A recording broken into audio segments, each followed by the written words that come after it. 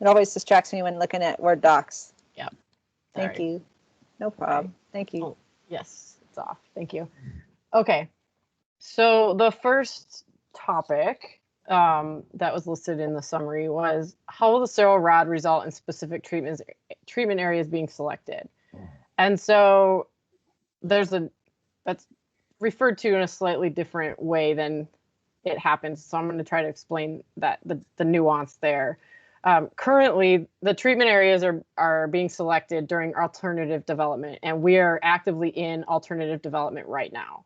There's 3 action alternatives and a no action alternative being developed. And the way to summarize the differences between the two is the alternative one is the proposed action that we developed in coordination, collaboration with YSS leadership, and that will remain our preferred alternative as it's even modified, or as we progress forward, it will remain our preferred alternative.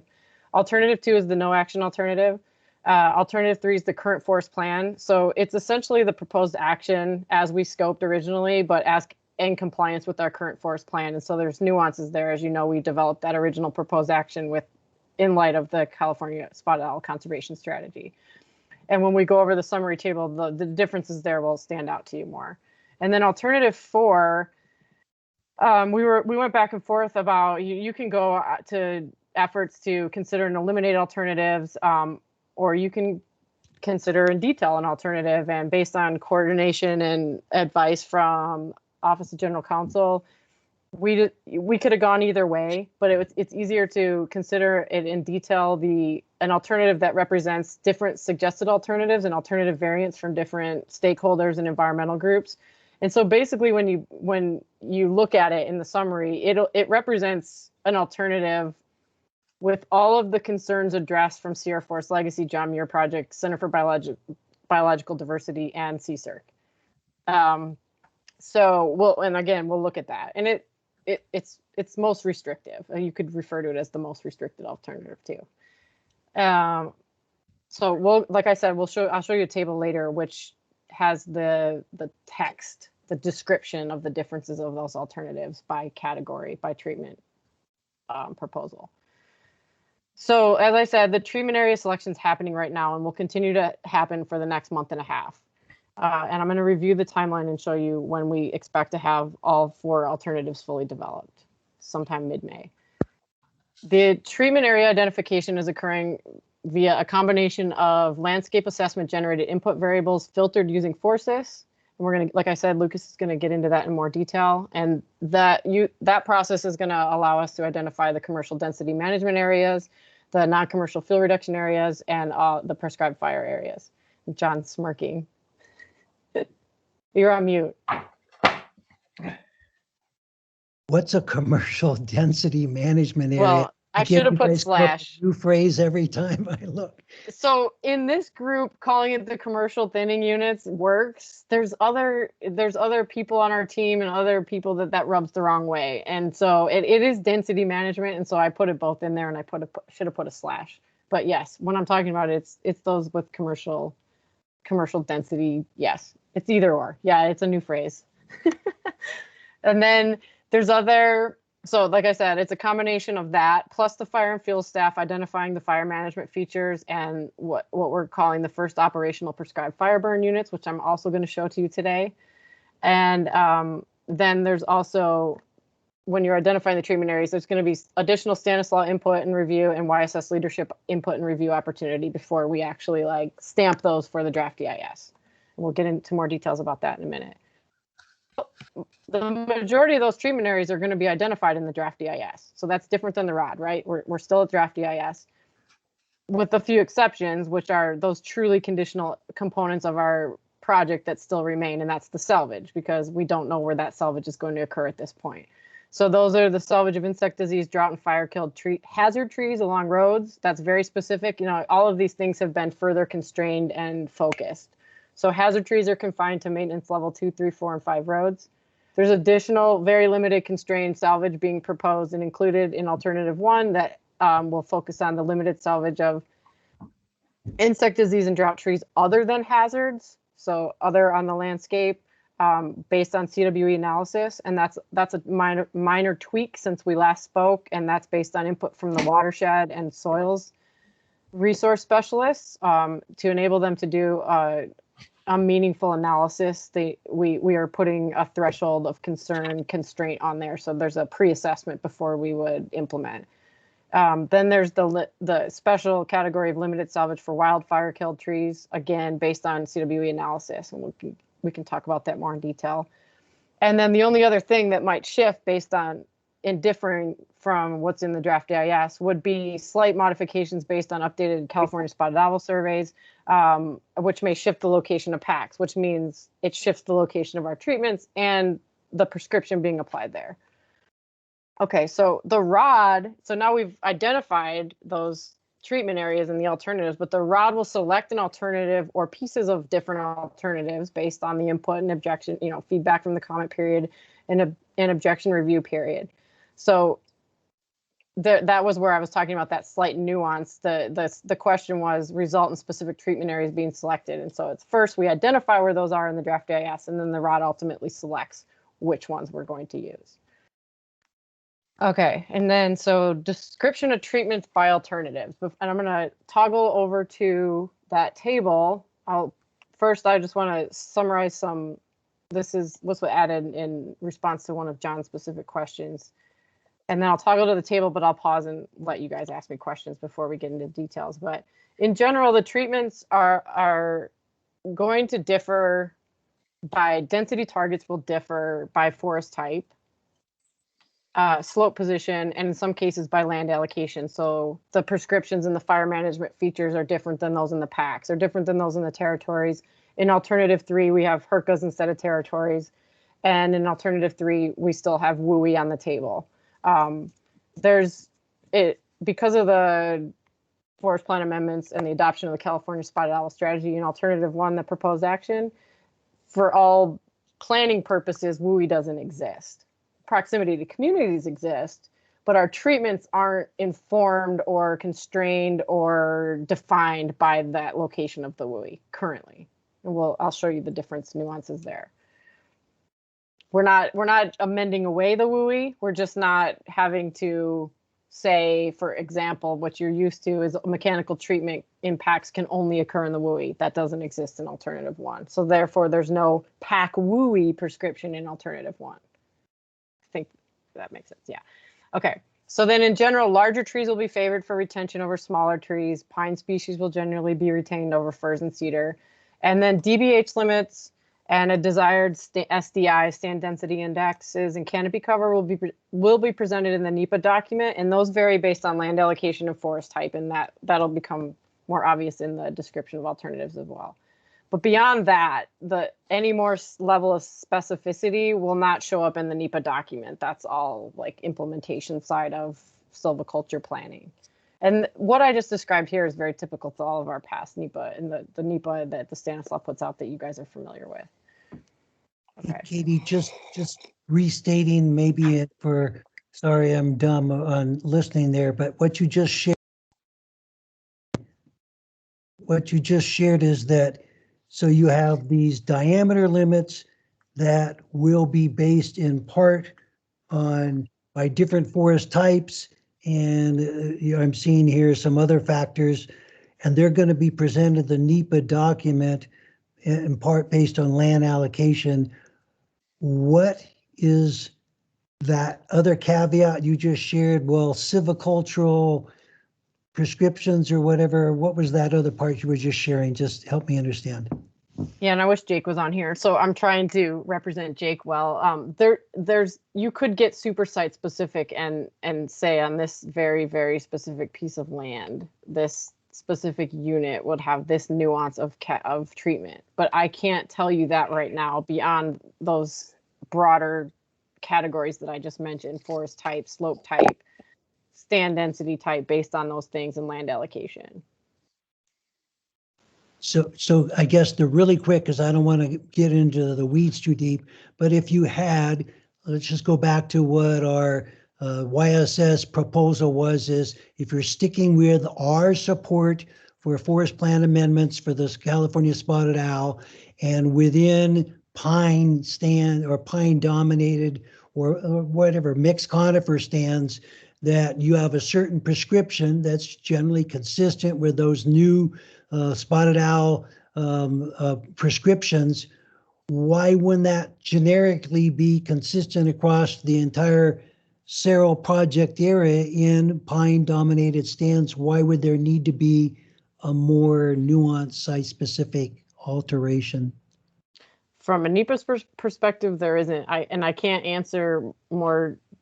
I can't give you an example of why Jake has Okay. that disclaimer typically, but we can pursue some additional information. Okay, But thank you. you're right that that's where we're at right now. Okay, thanks. Okay, so this table is big and we can't see it all at once. But what I'm going to do is I'm going to show you the three alternatives and the main treatment categories, and we can see where they're similar and where they differ if we walk through this. Okay, and so no action alternative is not displayed here because that is no treatment. We're still on Word. Oh, yeah, but isn't it my new table? Nope. Oh, really? Interesting. Okay, I'm Yeah, gonna stop switch sharing it and to- reshare. Yeah. Okay, my apologies. I thought I ultimately chose desktop, but I guess I didn't. Let's choose desktop now. That way it can be exciting. If I get an email or anything, you guys can see it. There we go. Now I see it. Okay. All right. So again, no action alternative is not in this table, but it exists. And just to go over one more time, alternative is one is the modified proposed action. That's as we scope with some minor tweaks. Alternative 3 is representing that original action under the current forest plan. And then alternative 4 is the suggested alternative variance. So, and I believe you guys have seen the fire management features that we've proposed, and that they equate to approximately 13,400 acres. They exist throughout the project area. They were areas that we've identified where fuel loads are managed to prepare for firefighter operations, both prescribed fire and or initial attack of wildfire. Katie, You know can that- you make the text a little larger or zoom in a little or something? I thought I did. Sorry. Yeah, How's that? and for folks on the Better. other side, you can actually control how big it is on your side too, and it only changes your screen. You can, what is it, hitting control and then the scroll button on your mouse, assuming you're not on an iPad like me. Got it. Thanks for the tip. Yep. I have to use that all the time. That's why I know it.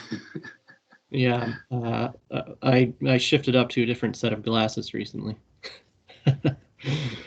And again, for all of you, I will email these tables to you. So if I move too fast or you want to review it, we can provide these for you to have. That Okay. would be really helpful, Katie. If Yeah. you could email these, yeah. Yes, will do. So those fire management features generally range in width from 250 feet to 500 feet. This is all the same that we originally proposed action. We just, we've refined where those locations are since July. So there's 3 different approaches to achieving the desired conditions of those fire management features, and they generally break down into the density management, aka commercial thinning areas, fuel reduction areas, that's non-commercial components, and prescribed fire treatments. But those 3 categories are not mutually exclusive. So we have broken them down, and we've taken a look at where that dominant treatment need occurs. But for instance, in a density management area, if I was to get in the details of those areas, a portion of them are the dominant need is density management, but they also need a fuel reduction treatment, a non-commercial treatment.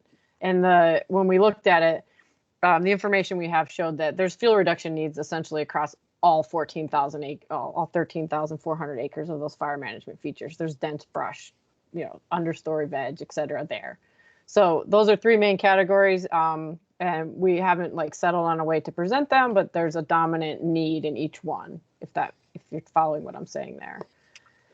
And I bring that up only, and I highlighted the fuel reduction because, as you know, there's talk, and we're pursuing the an emergency situation determination for those fire management features in priority pods 1 through 5, which you've spoken with Jason on and came to a collective agreement on outside of PACS. And we would focus those treatment on those specific fuel reduction, non-commercial, so no saw log treatment if granted that ESD. That's still on the table, and we're pursuing as if that's going to come through. All indications are that we would be granted that ESD, but the formal granting from Vicki Christensen, the chief, will not come until after the draft EIS comment period, when we can get some feedback from the broader public. And so sometime in July, she would give it a stamp of approval after seeing that feedback. In the draft EIS, we will publicize to everybody that we're pursuing that ESD and explain the nuances and specifically what it would apply to. So with ESD, under the assumption we get that, as you know, the first treatments would be implemented in those first 5 priority pods along those fire management features, focusing on the non-commercial fuel reduction treatment needs. And that equates to approximately 6,300 acres. The last time I checked in on the implementation side of things for surveys, all the surveys should be good to go, and all of that implementation can occur ASAP if we get that ESD. With that ESD, that is its own ROD. You get a separate decision to authorize that ESD portion, and I can show you on the timeline how the rest of it proceeds after that, and we'll get to that in a minute. So that's fire management features. Those were prescribed by our Stanislaus Fire and Fuel staff. Those are good to go. You know, yeah, I feel good about those. So then we also have prescribed fire units, right? We have that's the vision is broadcast burn. John used broadcast burn language today in some of your specific questions. We have the broad desire and vision is that we would apply fires needed across the entire landscape, and broadcast burning is beneficial everywhere in the project area, on the Stanislaus lands as well as private lands. But we can't get there right off the bat. Like we can't just go and burn the whole project area. And so what the fire and fuel staff has done, they've identified and delineated first operational burn units, and that equate to about 45,000 acres of the project area. And I'll show you the map in a moment. And that initial 45,000 acres, they were identified based on their proximity to communities, high-use rec areas, operational feasibility and safety, which ones are like actually match ready, which ones can you go to right away, and the ability to control that prescribed fire with minimal to little prep work needed in order to apply that prescribed burn. After those are applied, secondary, the more broad scale vision, as I mentioned, would be to apply fire everywhere as soon as we could. But I think you've heard the concept that we have these pods and we've prioritized the pods, and our vision is that you can most meaningfully affect change in the landscape if you implement all of the different suite of proposed treatments in sections, so by pod. And so the vision would be that we could apply prescribed fire more broadly than those first operational burn units as the treatments are completed per pod. So if we finish all of our veg management in the first pod, then we can go bigger, and so on as you move across the landscape. So that's where we're at now. And Cyril, the ROD, will authorize both those first operational burn units as well as that secondary, more broad scale burning, so that when that burn window or funding or resources, everything presents itself, we can capitalize on that. Cyril ROD will have authorized that to occur. Yeah, okay. And I forgot to mention, so these two things, as you know, non-controversial, most people are very pro, like, yes, we have support on all of these things. And for those reasons, currently, there's no difference between the alternative for these two treatment categories. They're the same across all alternatives. And Carol, I see your hand, so I'll let you jump in there. Oh, thank you. It was just a vocabulary word. I was off last week, so didn't review. But so when we mean prescribed fire, we also mean pile burning, not just understory or broadcast burning. It's definitely going to be a combo of both, mushed all as categorized as prescribed fire. That's all. And the other, thank you for saying that. The other caveat is, John, I think you mentioned something. Anywhere we have a commercial thinning unit or other non-commercial thinning unit, it's assumed, and it will be clear in the NEPA, that some level of pile-on burning or other prescribed fire as a secondary treatment to that treatment is included.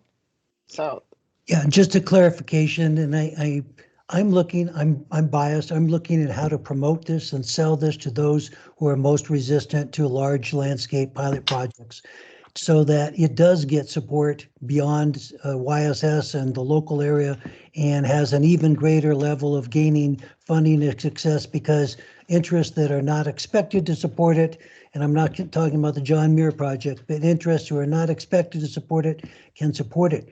And if there's a way to clarify, instead of 45,000 prescribed fire acres are initially there, if in addition to that, you could break out, those are roughly estimated to be 30,000 acres of pile burning as, you know, the, I'm trying to think of your new word, commercial density areas are identified and treated, that in addition, there are expected to be 15,000 acres of associated broadcast burning as appropriate once treatment areas allow for that, based on how pods are managed and success is achieved in creating conditions appropriate for those broadcast burns. But it somewhat spells out to those who are critics, oh, you're just going to approve prescribed burning, but probably never do hardly any. And all you're going to really do is the thinning logging or biomass, is at least you're identifying, and I'm calling it this first phase of what you're really anticipating to have as broadcast burning compared to pile burning, because you're already doing lots of pile burning. It's already out there. It's something that's expected. It doesn't take a major pilot project to do lots of pile burning. So if there's a way at some point that can be more clarified, great. If not, thanks. And this is really informative so far.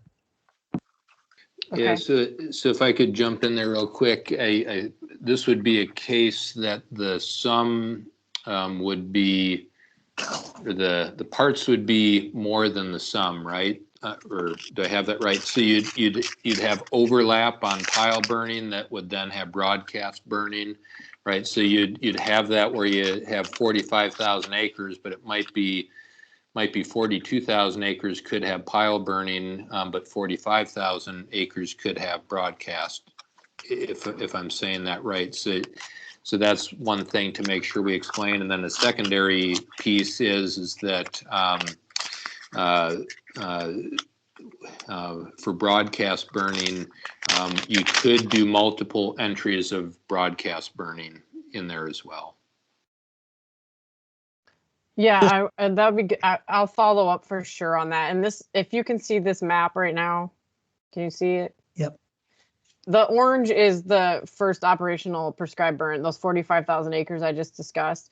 And a large majority of this is definitely, a large majority of the commercial thinning units are up here in this area. And so they definitely overlap these first operational prescribed burning units. And so once we have identified those proposed treatment areas, we can get some more into the weeds about the order of operation there and decipher as you just requested. I think Carol, I see Carol thinking, but we can follow up on this, and we'll come back to you, John, to help us best represent and explain what we're doing there. Yeah, and you know, and there are areas, and Carol stopped me here, that we prescribed fire would be the first entry, but it certainly wouldn't be all of it. Like in the middle fork of the Stanislaus, if you go back and somebody correct me here, this is where folks did burn 30 years ago in the middle fork of the Stanislaus, and we're trying to recreate some of that going down the ridges. Carol, I'm looking at you. Is that accurate? Yes, some of these are, you know, occurred quite a while ago. So, and then like up in our Strawberry area, going over to the Herring Creek area, like those are already in an active kind of cycle where some of them are going to get their second implementation, you know, within our mapping lifetime. And I think you just pinpointed some information that, John, I think you're suggesting is informative to be able to categorize those, like reburn in the last. There's a million ways we could represent it, I think, and we can dive into that some more. Right, and as an advocate for broadcast burning, just back to what Jason was talking about, if 45,000 acres were identified as as, or 42,000 acres are identified as prescribed fire for piles, it's unlikely that every one of those acres is going to also be suitable for broadcast burning, just because there are certain places too close to structures, too close to a spotted owl pack nest or whatever. I mean, there's going to be some reasons. So my guess is that it'll be a smaller overall percentage, perhaps. But anyway, it'll be a different focus than the prescribed pile burning. But that map was very helpful. I already have some suggestions, input someplace in the future, but that was really helpful, and it looks very positive and thoughtful. Well, thanks. Good. Okay, so I'm going to move on to some other categories here. We get into some differences between alternatives. So fuel reduction, this is essentially the same thing as non-commercial veg treatments. The target areas are small conifer trees, shrubs, and hardwoods. Right now, just a really rough estimate is it's approximately 14,000 acres. And that means fuel reduction treatments outside of those that overlap with the commercial thinning density management treatment, right? So I'm talking about the dominant veg treatment in these categories when we're going through them. So 14,000 acres, which the appropriate veg treatment would be specifically just non-commercial fuel reduction treatments, such as mastication or biomass removal. There's some nuance, you know, that usually targets live and dead trees less than 10-inch DBH on slopes less than 45%, just because of equipment. And Lucas, is this the one that is targeted just because to within a certain distance of roads as well? Did I miss that? Yeah, for the non-conifer types. So for shrub and hardwood dominated stands, it's got to be within, I forget, 250 feet of a road or within the WUI. So those outlying ones, they weren't going to go after for non-commercial thinning unless they were conifer. So that contradicts something I said. So WUI does come into play in this specific category. But I'm saying estimated, and I'm not showing you a map yet because we are utilizing some of our input data that Lucas is going to summarize hopefully soon here, and forces to identify where those treatment areas will occur. I just know based on the breakdown of the veg types, it's probably an estimated 14,000 acres at this point. There's very little nuance, like it's general for the other alternatives, it's generally going to be the same plus or minus acres depending on where the density management treatment areas fall out. For alternative 3 and 4 is where the differences between the non-commercial fuel reduction treatments will play out. And so that's why I say generally the same plus or minus acres. There's no big constraints or differences between the alternatives in the description of what the treatment is for fuel reduction. Okay, so now this is where we get into the meat of the differences. The commercial thinning, the density management, the larger tree thinning. So general forest, I'll just remind you guys what was all included in the proposed action back in July. Generally, it's a 30-inch DBH limit, and we had specific conditions where greater than 30-inch DBH trees could be removed, and that was broken down into shade-tolerant white firs and incense cedars up to 34-inch DBH may be removed wherever a 30-inch intolerant conifer was left within 1 tree height of the tree removed. And we also had a small exemption for trees up to 40-inch DBH that are located within 66 feet of a chain length of a rust-resistant sugar pine.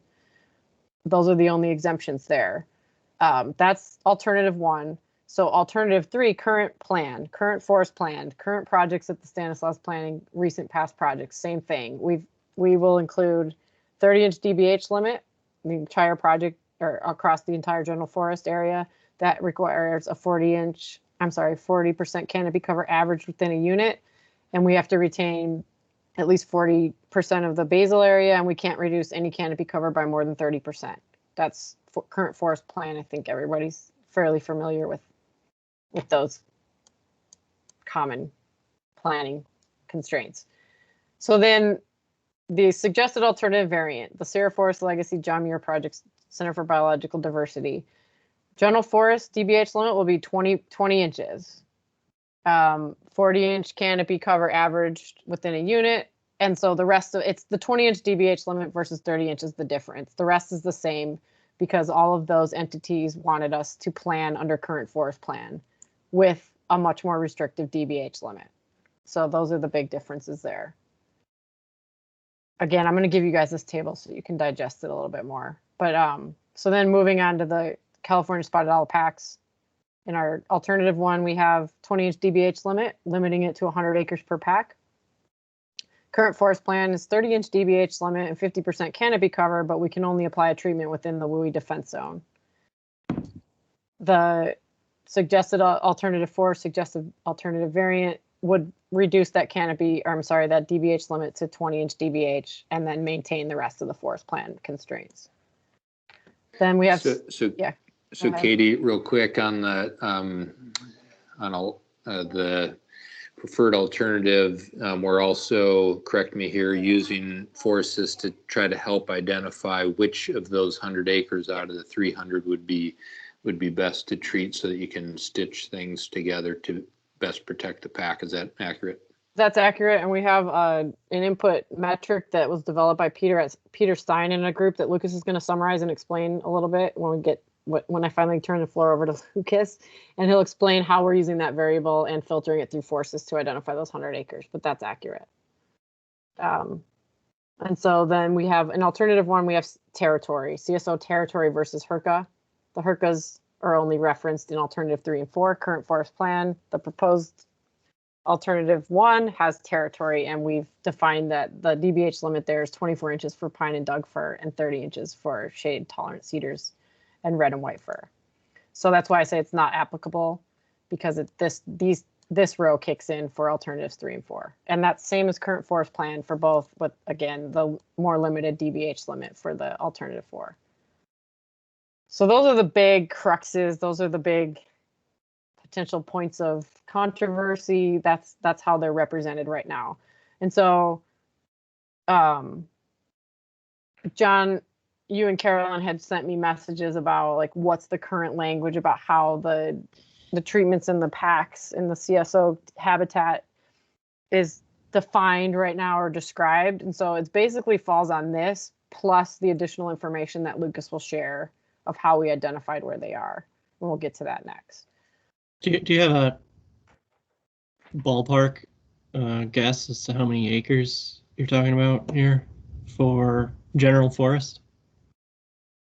I can't speak specifically to general forest, but if you remember back in July, we estimated that the restoration need of about 42,000 acres for variable density thinning was needed. And so we believe that's still an accurate ballpark, but how that falls out and allocates between general forest, pack, and territory, I can't specifically answer at this point. Okay. Okay, so then we have, yeah, go ahead. Katie, just a quick one. So just say that's, pretty accurate. 44,000 includes the general forest and all the pack territories, and the owl territories and everything. And then you're talking about 14,000 acres of non-commercial mechanical fuel reduction outside.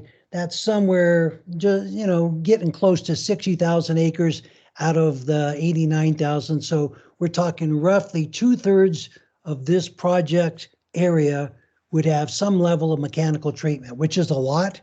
I'm convinced, I'm just saying at the moment, I'm convinced this is an appropriate strategy. It's looking good to me. So I'm just one vote here, but that's just one thing for you guys to kind of have in mind is, so you're talking about 60,000 acres of mechanical treatments. A lot of people are going to just go, wow. But if you're really looking somewhere around half for commercial treatments, you're looking at half that are non-commercial treatments and fire. So it could be, I guess, characterized or presented as a pretty good balance if we're thinking of those strategies. So thanks. I'm just seeing that.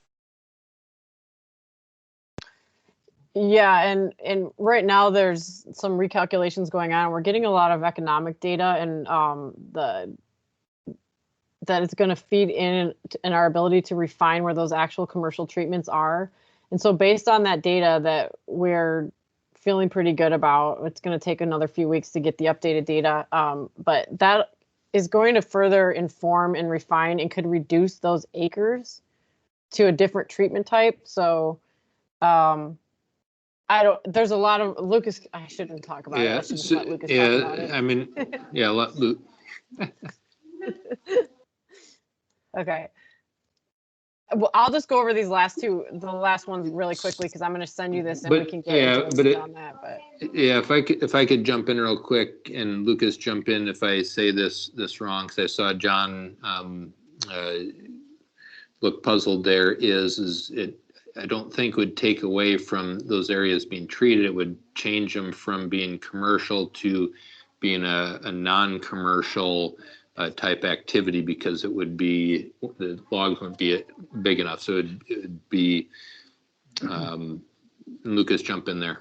Yeah, once we get better estimates of the saw log volume and also of the removal cost, because some of those areas will be much higher cost to pull saw logs out of it, so they might not be economically viable for a timber sale. And so we have a first draft of that economic data, but we found some problems with it, so they're redoing it. But once that's refined, we should at the plot level be able to have a good estimate of how much volume, both in biomass and in saw logs, could come off of that with the given prescription, and also know the value of that material and the cost of that material. And so that'll allow some finer decisions to be made.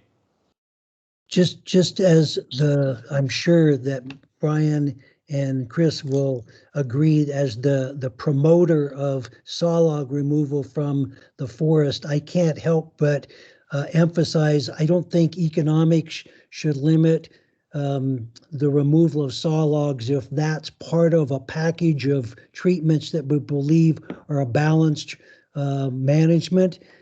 So again, I'm serious. YSS is looking to gain funding and adequate support for project treatments that do the job, that makes the forest more resilient, but also provides wood and outputs the three-legged stool. So just again, one person here, but I would not cut off 6,000 acres because economically it doesn't look like they're going to pay for themselves if including commercial with non-commercial in those areas could be funded through YSS getting funding.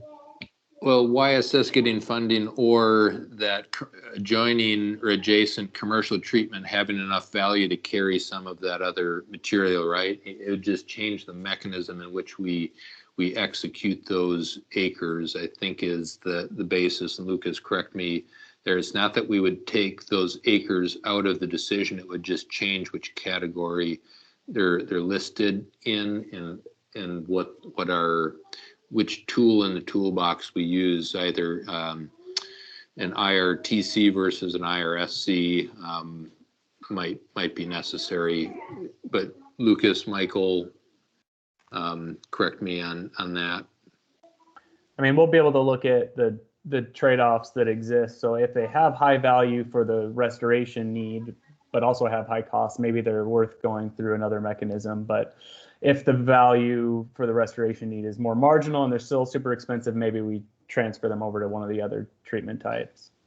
Okay, good. Yep, that helps. But going to John, that helps tell that story of how we're trying to be deliberate and thoughtful on why are we choosing what acres we're doing, and how does it get to that restoration goal. And if it costs $1 million to do a small number of acres that might not really change the outcome for restoration, maybe that's not worth it, if that's a better way to say it, Lucas. Not sure that is, but I think this is a good segue to let Lucas show you his forces presentation, and we can come back. Yeah, what's that? Well, I had one question about when we're talking about logging systems and treatment areas. Have you considered all the different options, from short span cable to tethered logging and everything, to where you can look at all the available acres? Yes. Great. Good deal. Well, Thanks. the model that informed the economics, he assigned a logging system to like every single pixel, like based on the distance to road, the skidding distance, the slopes, all of that. So he may not have explored every option, but he assigned it the most viable option. So there was like helicopter logging and cable logging and tractor systems all included in the model. Okay, good. I know a lot of times with that short span cable, if we could get in with feller bunchers on slopes over 40% and actually bundle a lot of that biomass on some of the steeper slopes, it could be yarded. When I say short span, I don't want anything. I don't know that we can afford anything significant out there, but with a little swing yarder or a yoder, we can get a lot of the thinning done on some of the steeper slopes. We should make sure that we tie that in like with the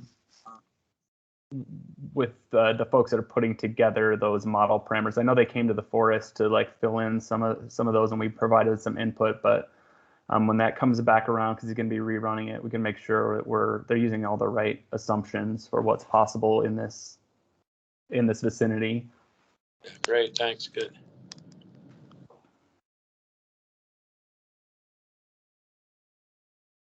Oh, you want me to? Yeah. Go into okay. And now I know we're kind of super short on time. I probably have more than, I don't know. I'm not sure how familiar. Do you guys have a hard stop at 5? Or are you able to hang in here? I can hang in longer. Okay. I can too. I've got all the time you take. You guys are doing a great job. This is good information. Thank you.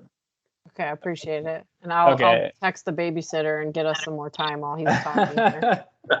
All right, is my screen showing there? For cis Cyril? Yeah, very boring blank screen there. Yeah, okay. So as Katie mentioned, the selection of the mechanical treatment areas is still a work in progress. So I want to show you how we can use Forces to inform that process. Show you some of the variables that were calculated that go into Forces, how they're applied, and then a couple sample runs that show us how we can use this to inform the proposed action. So I'm not sure what the familiarity with the group of the tool is. Basically, it's a program to select treatment areas by incorporating objectives, thresholds, and constraints. It's useful for looking at a range of treatments and exploring the trade-offs among them. What it's not modeling the resulting landscape, so it doesn't show you whether you'll be successful using one treatment or another. It just prioritizes the input parameters that you give it. It's super dependent on the data that it's fed, so a whole lot of work has gone on behind the scenes to generate the data that we're giving Forces, and I'm just the person running the tool here. So this is all led by the team led by Peter Stein and Carlos Ramirez. They've calculated, broken the whole project area into little selection units, and for every unit, we're defining all the attributes that are going to be needed to run into the program. So that's including a bunch of LiDAR derived data, fire simulation data, modeled silviculture data, and then like all the basic location data, like is it a pack, is it U.S. Forest Service owned, slope position, all that kind of thing. So we end up with a network of units that covers the whole project area and a big attribute table with all the parameters that we'll be using in the tool. So I'll go into a little more detail on a few of the important ones. So the first is the resilience departure index. And so this was calculated with the help of a team at University of Washington. So they use the LiDAR data to identify units that are more dense than reference conditions by looking at the trees per acre, the mean clump size, and the proportion of gaps.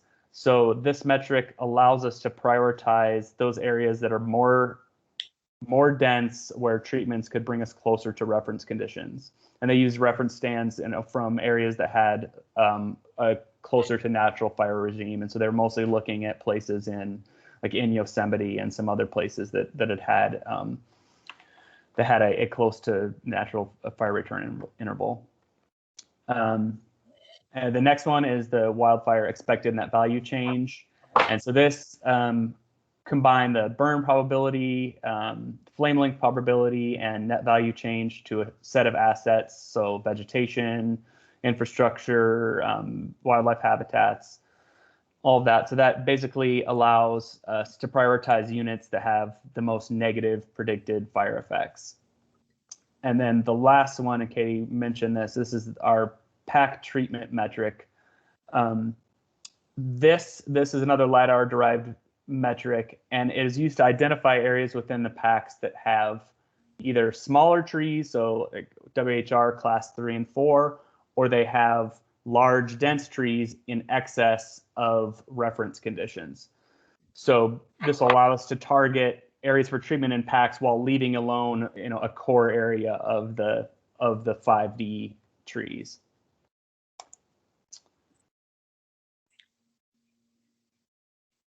And so, as we mentioned, there are a bunch of like silviculture and economic parameters that get calculated. And just to briefly go over how those are getting calculated, we divided the landscape into areas that might be suitable for commercial thinning, areas for non-commercial thinning, and then for prescribed fire only and no treatment. And so basically that's done just by the size, density, and species composition of the existing vegetation. And then for the non-commercial thinning, also taking into account that proximity to road or WUI that we mentioned before.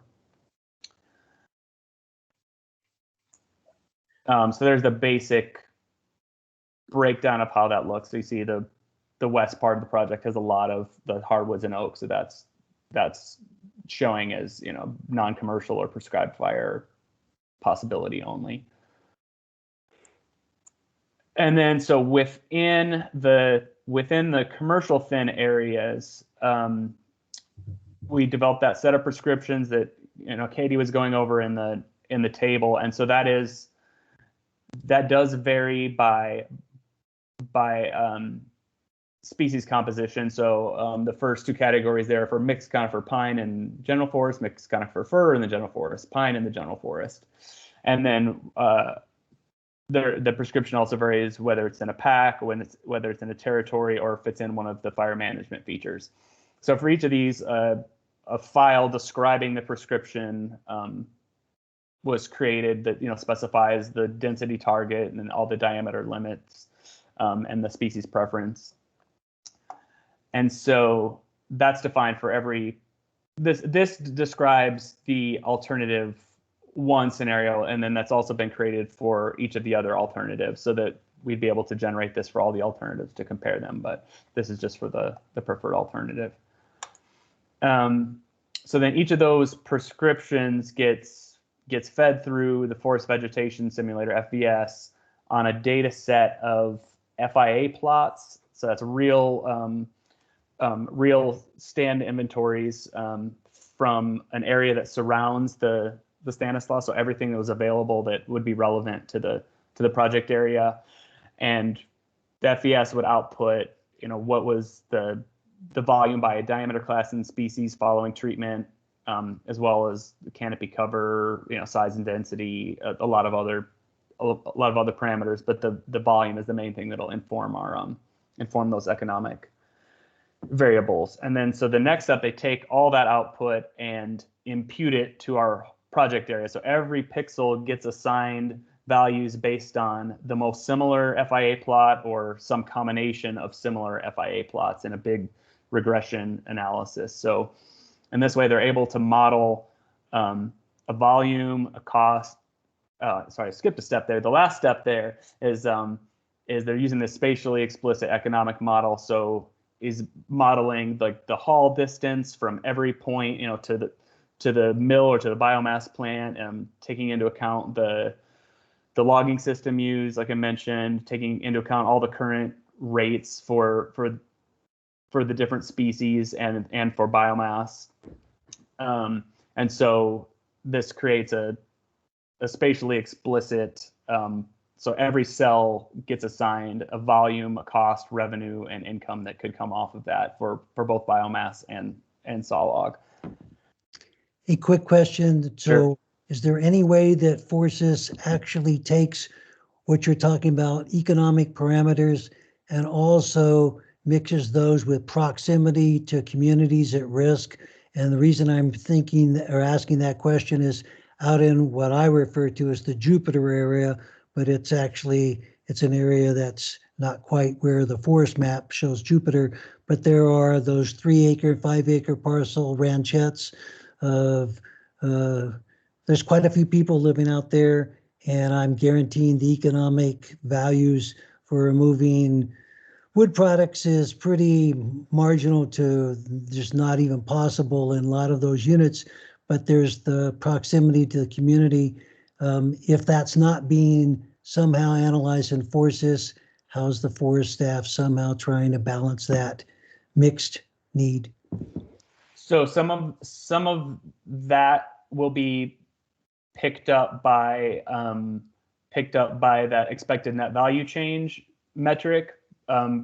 If there are structures there, we'd be seeing a negative impact for wildfire in that area. We do also have some other fire metrics that can be put into Forces that are specific to dwellings, but that metric captures a lot of that and puts it together with other fire effects. So we could specifically look at those areas and make sure that's getting picked up. But that's the same metric that you saw used to prioritize the pods, and it's doing a good job of like picking up that community adjacency along the 108. So it's taking into account those structures and infrastructure that would be present there. I also have a question. Very impressive, the details. I'm curious, what does Forces most importantly add to your information than what was previously available?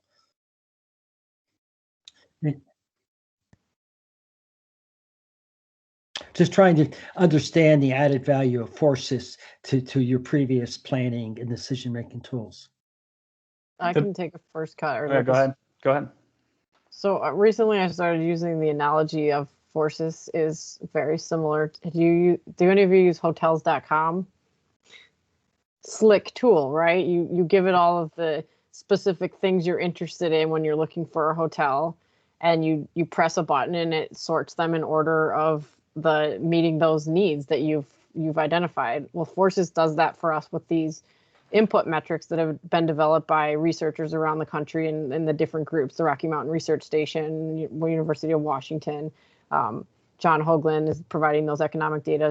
Big names in their fields are providing us this ability to capitalize on those sophisticated data that have become available, LiDAR-based and other FIA-based imputations. And so to me, all of a sudden, it was like, oh, Forces is basically the Forest Service veg management version of hotels.com, which has not been available to us in the past. We haven't had a slick way of being able to say, here's all these inputs. And in a matter of seconds, the big crux of the development is getting these data ready for us to use. And you're hearing that we're having to have a recomputation happen right now. But once we have all of that wrapped up, we've learned a lot. It's a matter of second to run a Forces scenario and feed that information into it. It's an incredibly powerful way to consider all of these different things that are being thrown to us in a very simplified press of a button and see the outputs and make minor tweaks on some of the things and do it again in seconds. The output comes in seconds. So that's what we didn't have in the past. Big difference. So it really allows integration of sophisticated data to sort of a unified output. So you can get a cohesive big picture of all these different layers of information. Yes. Okay. Yeah, and I do think having this data, that may be more important than the specific Forces tool in some ways. Not that we would be able to deal with it as easily, but just to have that data that shows us the best restoration opportunities and to have that the economic data where we don't have stand exams on every cell on the ground, at least we have this estimate that should be pretty good at showing us what's out there.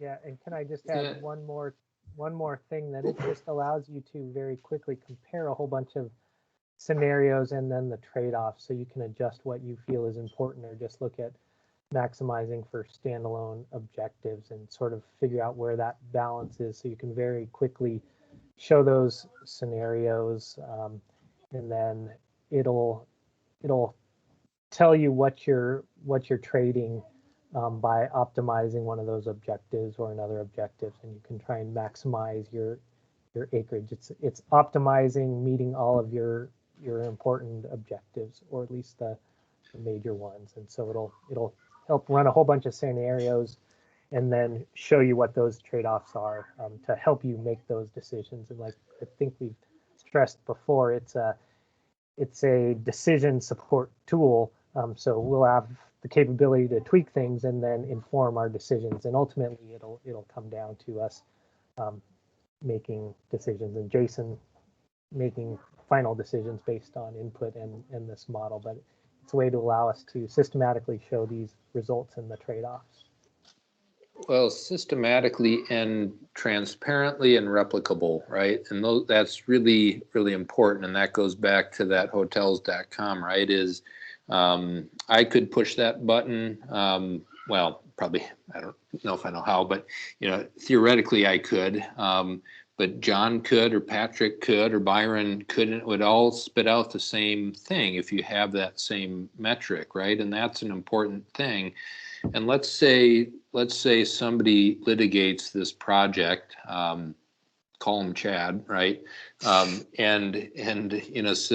we go to court, and somebody says they're being arbitrary and capricious. Well, no, we're not. And you can go through and in that transparent, replicable way, be able to show here's our thought process and everything, and how that system spits it back out. Anyway, and I think that's pretty important. I apologize. This has been the most informative and the best presentation from the Cyril team and you, Jason, of any presentation I participated in from the very beginning so far. You've done a clear job of explaining forces, a clear job of helping me understand what's going to be in the Cyril EIS and the decision. This has been really valuable, but it's my wife's birthday, and I have to leave here because I have a deadline to meet her to go out to dinner, right? Because we both have had our shots for a while now. So I apologize, but I need to leave pretty quickly. But I really have gained from this today. I do have some additional questions that I might follow up with Katie on or whatever, or with Michael. But this has been, I'm just saying, excellent for me. I don't want to cut off anybody else sharing what they want to share, but I have to go shortly. Sorry. Understood. You have your priorities correct. You have your priorities correct, sir. I'm proud of you, John B. Proud of you. Okay. All right. Thank you, guys. And again, this was really valuable. I appreciate it. And thanks for letting me ask a lot of questions. Mm-hmm. Thank you. Have a good Thanks, dinner. John. Have fun. Yeah, enjoy yourself. And Lucas, I don't think you were done, right? You're going to continue on a little. I can carry on if anyone else wants to continue. Please do. Okay. Yeah, do it, and we're recording, and We're so that recording. way John can see the rest as well. Okay. All right. So there's four basic ways you can use a variable in Forces. So the main one would be as an objective, and so these are the things that Forces uses to prioritize your unit selection. And so you can specify one objective, or you can specify multiple objectives, and you can set up multiple weighting combinations, and Forces will run them all. So we can do a combination where we run resilience departure index and wildfire expected net value change in various weight combinations. Masks are just used to define the land base that's available for treatment. So in most of these runs, we exclude private lands and we exclude the spotted owl nests. A threshold is how you can exclude or include units based on a set of criteria.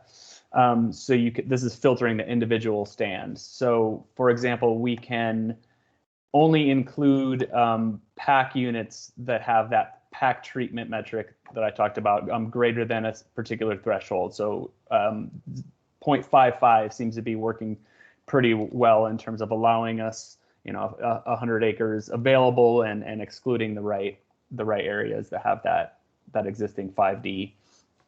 Or you could use one of the economic variables as a threshold. So only treat positive income acres, which we will not do, as John suggested. And the last way is as a constraint. So this is, you can apply at a multiple spatial scale. So for example, we are allowing forces to select up to 100 acres in each pack. And so that's an area constraint. You could also have an economic constraint. So you could treat the entire project area until the cost reaches, some threshold you set, or you could treat until you reach a volume threshold, or so that just constrains your overall treatment within a smaller spatial scale like the pack or the pod, or at the whole project area. So here's the setup for a sample run. So here the priorities are set to be the resilience departure index and the wildfire expected net value change. And the weights of each of those are allowed to vary from 0 to 10. And so it runs every combination.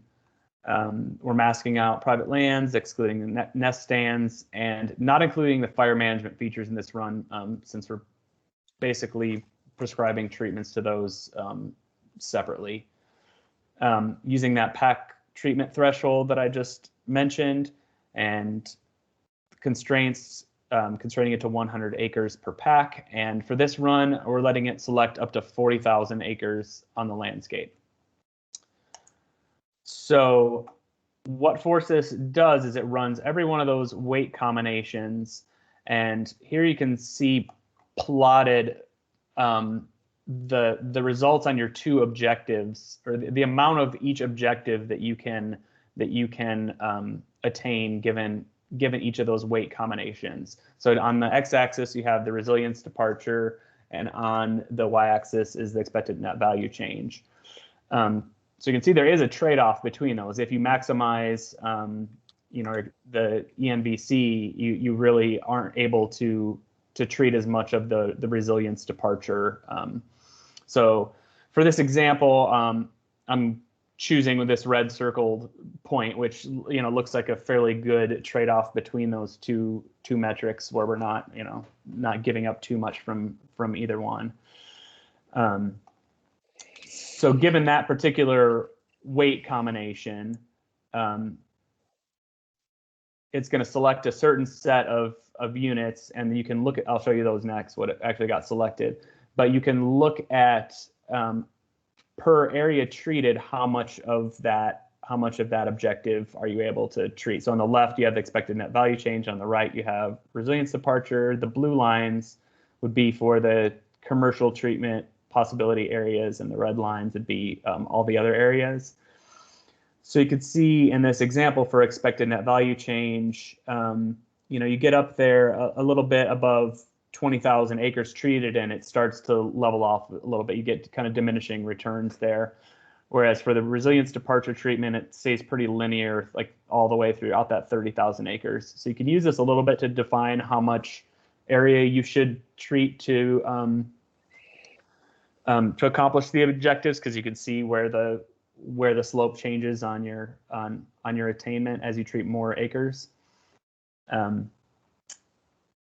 So this shows the selected units for that run, and the green are the potential commercial units, and the orange are the fire and non-commercial mechanical. So darker green and darker orange would be the highest priority. So those are, have the highest priority for those two restoration objectives, the ENVC and the resilience departure.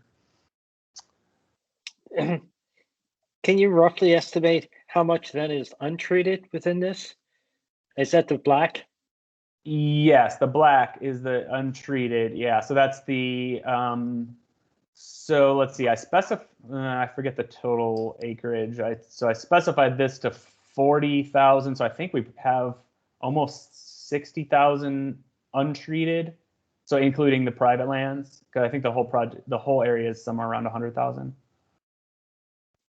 Okay, thank you. 119. 119. Oh, 119. Okay. So there's a little bit more than, sorry, I should know that number. But, and then so one example of how you might, so overlaying on there now, I've shown the purple areas are the ones where our the economic data that we have so far, which is subject to change. So don't take any of this as the final word. These have a positive revenue in those units. So one way this could be used, I mean, the foresters can use this to inform like where some actual units might lie. So grouping up some of these that are more economically viable with some that have high priority that are adjacent. Kind of like we talked about, grouping things that can carry others that have high priority but may have less economic value.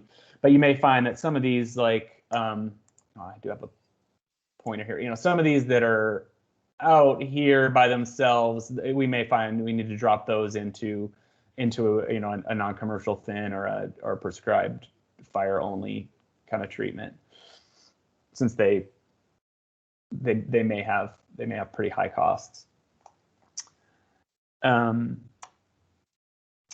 So to show another way you can look at this, you can incorporate the economics directly into the priority. So here I'm setting the two priorities as the resilience departure index and income, which is the gate price for the material minus the delivered cost. So all the hauling and operations.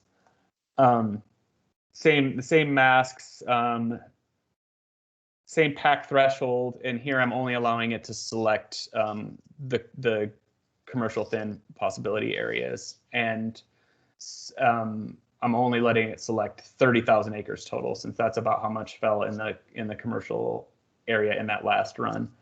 So just to show you how you can incorporate the economic directly. So here you can see there is a trade-off between that income and treating the resilience departure. And if you're over at this side maximizing resilience departure, these are negative values in the income. So the overall treatment there is a net cost. If you veer somewhere over here, you may be in a net positive area. So for this example, I picked this weighting combination here, where we're in the positive, but we're not down here where we're really sacrificing a lot of the restoration treatment. And you can do the same thing. Look at the attainment as you treat more acres. So this looks very similar to the other one, where the expected net value change kind of levels off. Mostly because there are some areas out there where the expected net value change for wildfire is positive, because it would have positive effects on the vegetation structure, the way that's modeled, at least.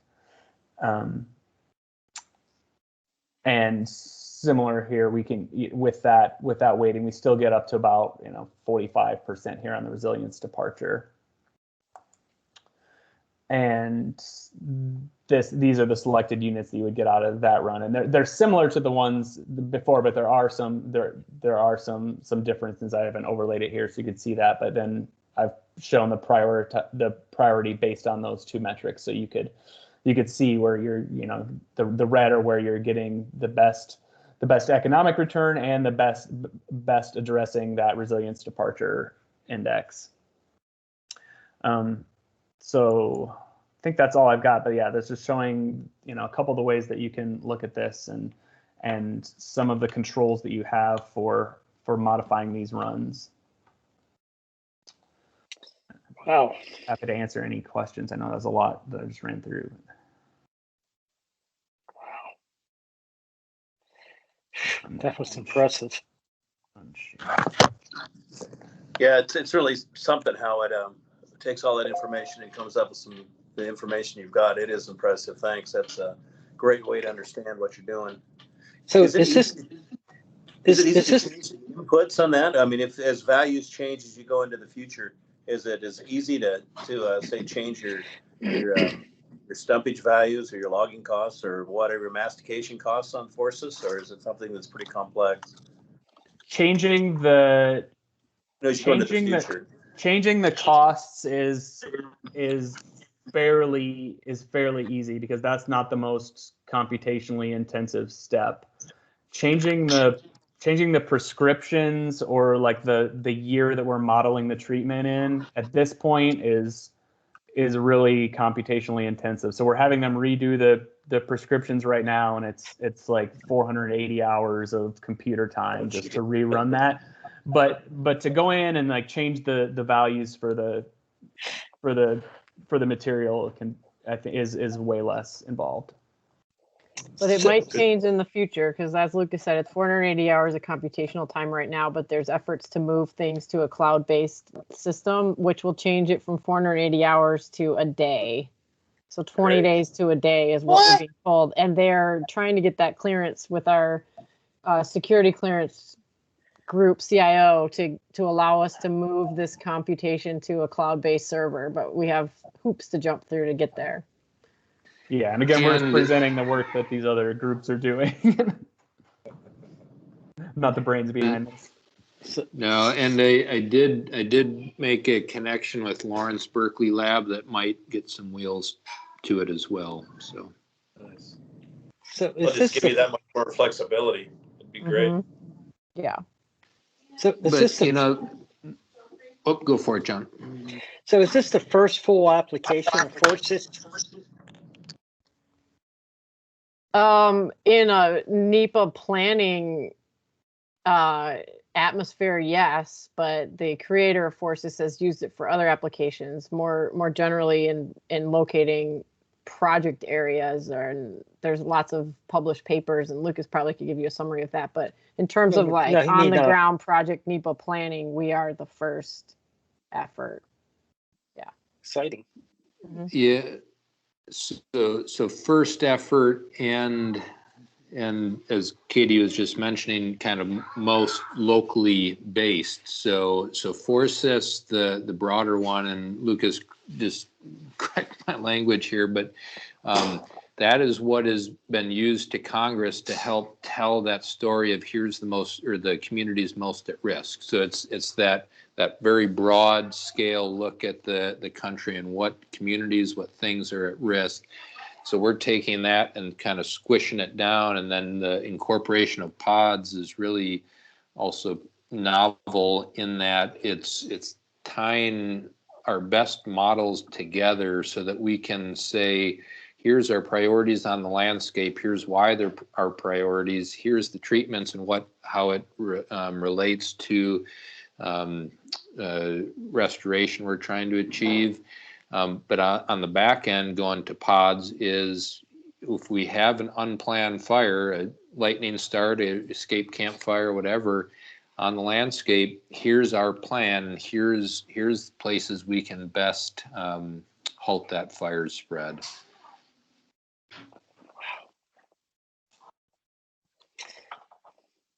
Intriguing.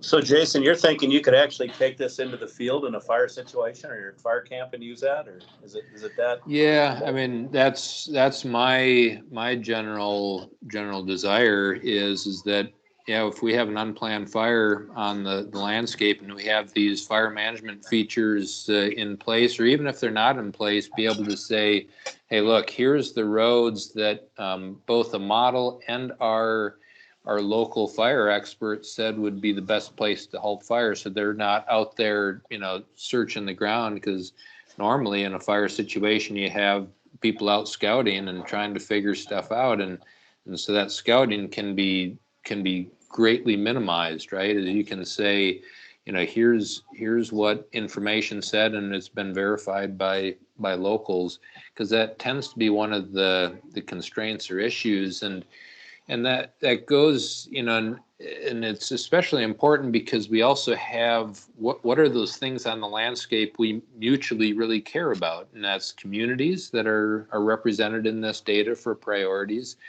We have data on infrastructure from the wooden water flume to overhead power lines to homes to roads, et cetera, and all of that helps in that dialogue with IMTs. And so and that's the worst case scenario, right? Our best case scenario is we have unplanned fire in the landscape, and then we say, hey, we already have these fire management features put in place. We have these commercial treatments that were done and prescribed fire, and if you just herd it into there, it's going to come out of the canopy, and it changes that dynamic and risk, and that's the end goal that we're all aiming for. Yeah, good stuff. And Jason, you made a suggestion we wrap it up and we can schedule a follow-up this week, and I'm good with that as well. I know I didn't touch on a few things, but yeah. Well, I know you have kids to pick up, yeah. And it's getting to be 5:30, and don't want to. But I think it would be helpful to schedule another one, because this has been fantastic conversation, and so we can work with Carolyn to schedule something yet this week. Coming off a break, I should know. I do my calendar review tonight, so but I'll make time for this, for a second conversation. We sure appreciate it. It was one of the most productive meetings I've been in a while. It really helped me to understand everything that's going on. So thanks. You guys put a lot of effort into it. It shows. It's great. Thank you. And lastly, when do you anticipate the recording would be available? That's a $50,000 question. So this is the Teams. This is a Teams format. We can download it. It's big, and we have a couple non-official means of getting it to you ASAP, and we'll probably have to use that and get forgiveness later rather than permission. But we can do that. You don't need to know those details. No. Way to live. No, thank you. That'll be very helpful for, Mike who didn't make it, and John B to finish up, and me to listen to it a second, third time. Okay. Thank you. Mm-hmm. Thank you much. I appreciate it. Very good. Thank you, guys. Have a good evening. Okay. Yeah. So real quick before people drop off, wanted to we'll schedule a second one of these, and we'll do that again in the future on some regular basis that we can talk about in the next meeting. The other thing to make sure folks are aware of, even though she hasn't been central to the rimfire litigation stuff, but Rachel Berkey from OGC, who you may have interacted with in the past, has accepted the forest supervisor position on the Shasta Trinity National Forest as a permanent appointment. Wow. I'll say that's great for the Forest Service, and great to have her in those ranks. She's simply tremendous, but is a loss through OGC. Now Jamie Rosen sticking around, and he's our main rimfire litigation lawyer, but just want to make sure you were aware of that. What's his name, Jason? Jamie Rosen. Okay, great. Thank you. Thank you. Have a good week. All right. You Thank too. you. Bye. See you guys. Thank you. Right.